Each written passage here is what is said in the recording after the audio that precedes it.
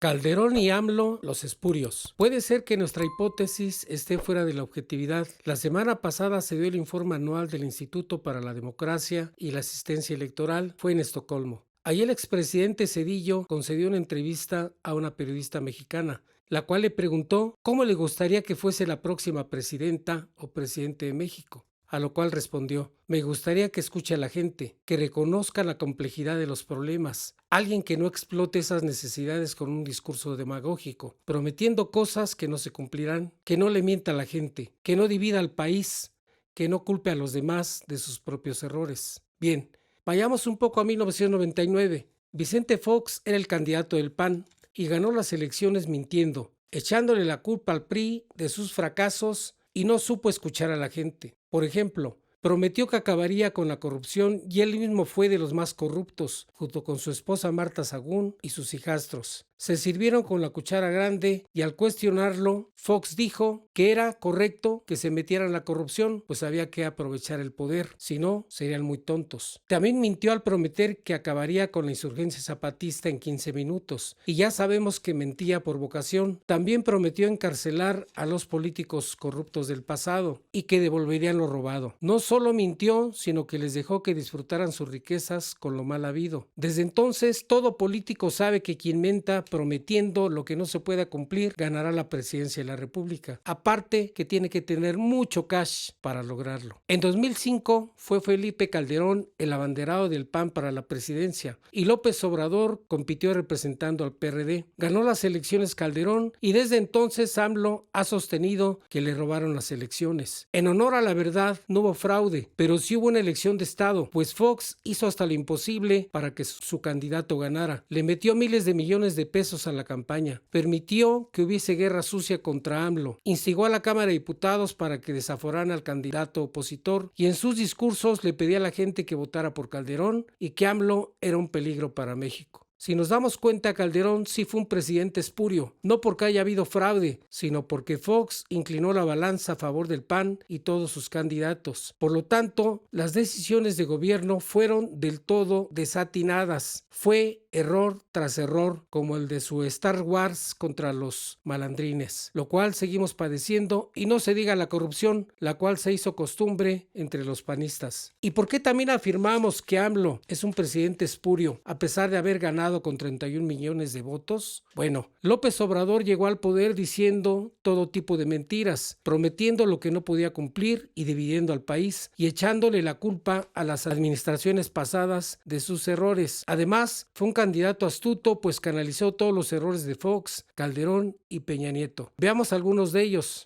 Prometió que el ejército regresaría a los cuarteles, no cumplió y les dio más poder y dinero. La Sedena tiene fideicomisos por más de 99 mil millones de pesos y el Congreso les acaba de autorizar otros 3 fideicomisos. Los hizo supermillonarios. Lázaro Cárdenas les quitó poder a los militares para que no participaran en política, pues sabía que los militares siempre iban a exigir poder político y económico. Y Obrador hizo su sueño realidad. Las lealtades cuestan miles de millones de pesos. Prometió acabar con la corrupción y él mismo, su familia y todos sus cuates y compadres le entraron a la repartición del pastel. Basta con leer El Rey del Cash y El Gran Corruptor de Elena Chávez. Y también te recomendamos ver nuestro video número 28, Obrador, el Gran Derrochador, para que complementes estos datos. Y así nos damos cuenta de la corrupción personal del presidente y las facilidades de la clase política en el poder para disfrutar de esas mieles prometidas. Y una pregunta obligada: ¿dónde están los servicios de salud como los países nórdicos? Fue una de las promesas más dolorosas que no se cumplieron, pues casi 50 millones de mexicanos quedaron desprotegidos en cuestiones de salud.